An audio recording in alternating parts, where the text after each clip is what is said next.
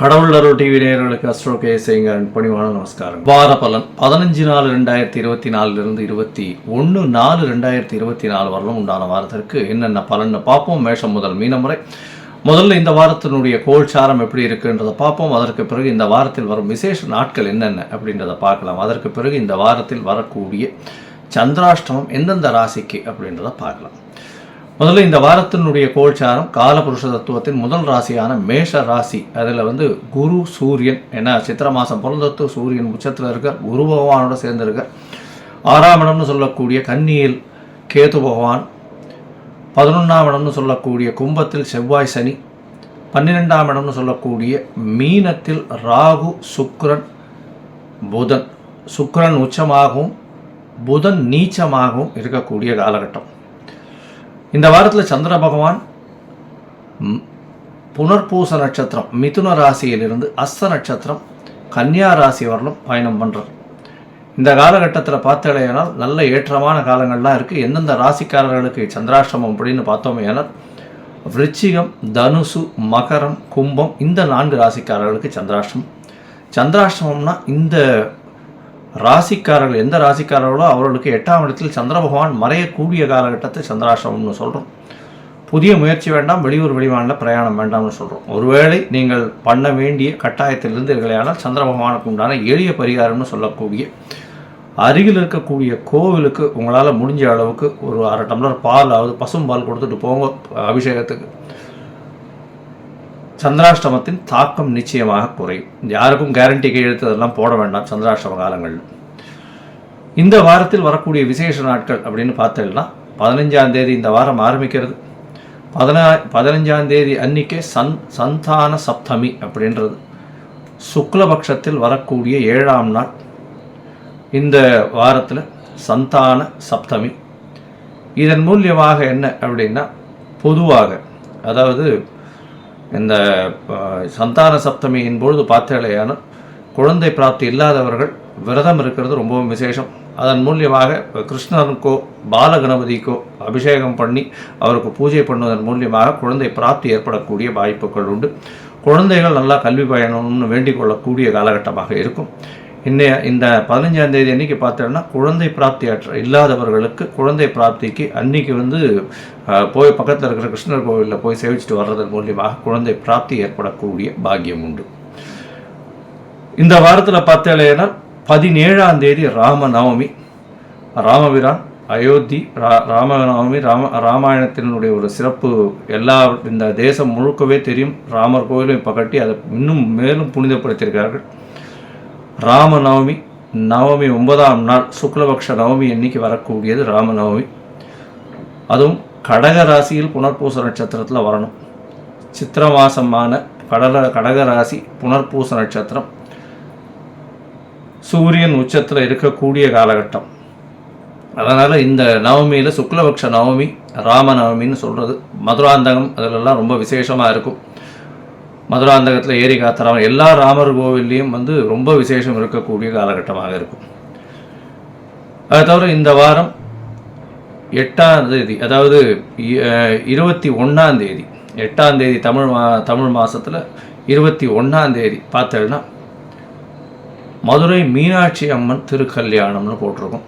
உத்தர நட்சத்திரம் ஹஸ்த நட்சத்திரம் வர்றது. மீனாட்சி அம்மனுடைய திருக்கல்யாணம் இந்த வாரம் நடக்கிறது.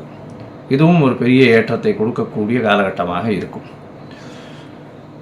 சரி, இந்த வாரத்தினுடைய மேஷம் முதல் மீனம் வரை உண்டான ராசிகளுக்கு என்னென்ன பலன் அப்படின்றத பார்ப்போம். அதற்கு முன்னாடி என்னுடைய மொபைல் நம்பர் ஸ்க்ராலிங்கில் போயிட்டு இருக்கும். உங்களுடைய date, time, place of birth, உங்களுடைய நேம், பேரண்ட்ஸ் நேம் அனுப்பிச்சேன்னா உங்களுக்கு உண்டான ஜாதகத்தை போட்டு அதில் சந்தி இருக்கான்றதை பார்த்து பாத சந்தி, நட்சத்திர சந்தி, லக்ன சந்தி எது இருந்தாலும் அதன் வழியாக எந்த அளவுக்கு பலன்கள் மாறி இருக்குது, பலன்கள் என்ன இருக்குது, இப்போது உங்களுடைய கோச்சார பிரகாரம் என்ன பலன் இருக்குது, அதை தவிர உங்களுக்கு தசாபுக்தி அந்தரம் சூக்ஷ்மத்தின் வழியாக என்ன பலன் வருது, இந்த பிரச்சனைகளுக்கெல்லாம் இப்போ இருக்கக்கூடிய பிரச்சனைகள்லேருந்து தீர்வு காண்றதுக்கு என்ன எளிய பரிகாரம்ன்றதையும் சொல்கிறேன். அதற்குண்டான கட்டணம் என்னன்றதையும் சொல்கிறேன். அதை நீங்கள் அனுப்பினீங்கன்னா அவங்களுக்கு உண்டானதை வழிமுறைகளை சொல்கிறேன்.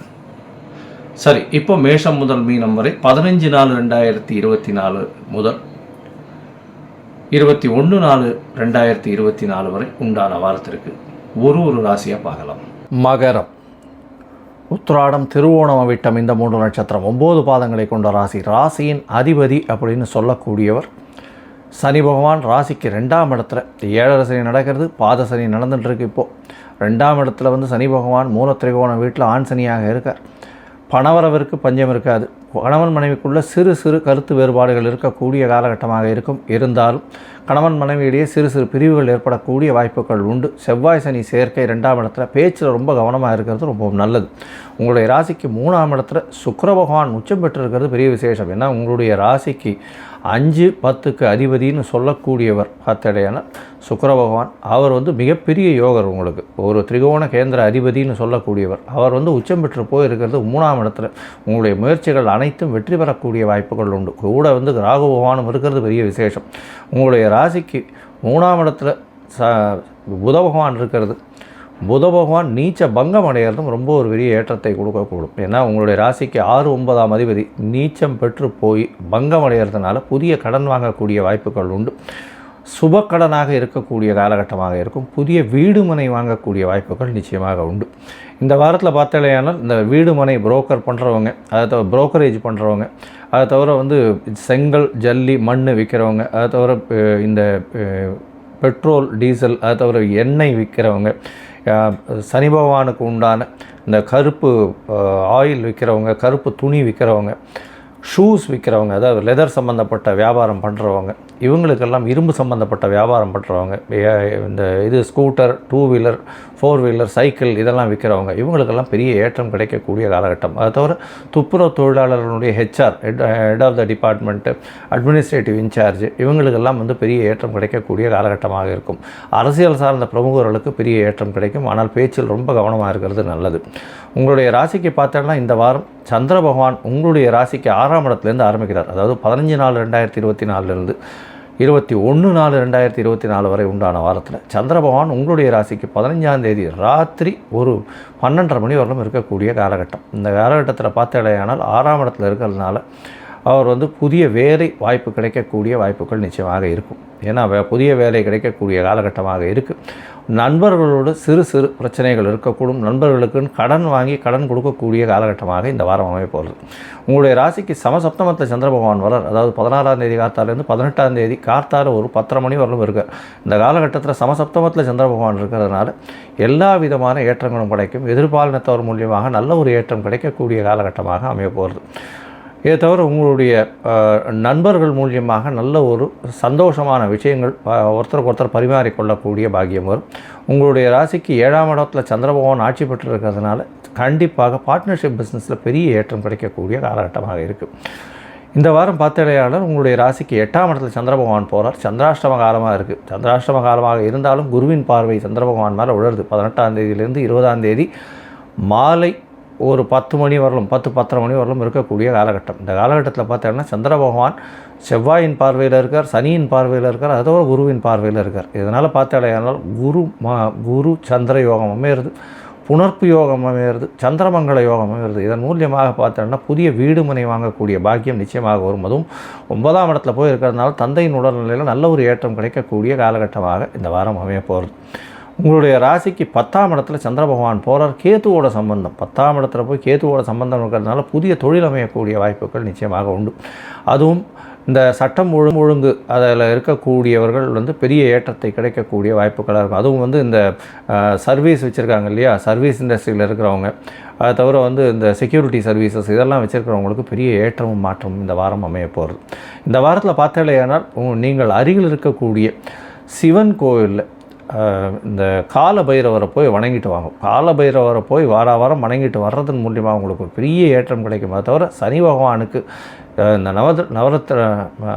நவகிரக சன்னதியில் சனி பகவானுக்கு எல்தீபம் ஏற்றிட்டு வர்றது உங்களுக்கு வந்த பிரச்சனையும் வரக்கூடிய பிரச்சனையை விட்டு நல்ல ஒரு ஏற்றமான வாரமாக இந்த வாரம் அமைப்போம். கடவுள் அருள் டிவியை பார்த்தமைக்க நன்றிகள். மேலும் இது போன்ற தகவல்களை தெரிந்து கொள்ள கடவுள் அருள் டிவியை சப்ஸ்கிரைப் செய்யுங்கள். மறக்காமல் பெல் ஐக்கானை கிளிக் செய்யுங்கள்.